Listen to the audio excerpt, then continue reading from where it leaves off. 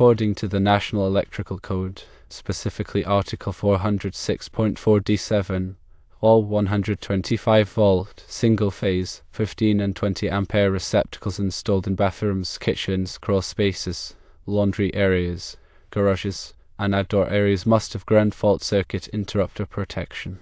Article 406.48 states that ground fault circuit interrupter protection is required for all 125-volt, single-phase, 15 and 20 ampere receptacles installed within 6 feet of the top of the inside walls of a sink or other water source.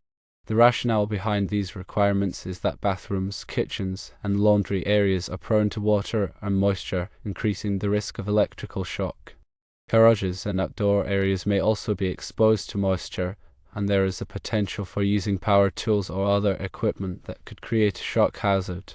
Receptacles within 6 feet of water sources are considered to be in a wet location and require ground fault circuit interrupter protection. Since a clothes dry outlet is located in a laundry area, it should be ground fault circuit interrupter protected. This provides an additional layer of safety to prevent electrical shock in the event of water contact or other electrical faults. Therefore, it is crucial to adhere to the National Electrical Code guidelines and ensure that the 240-volt outlet for the clothes dryer has ground fault circuit interrupter protection.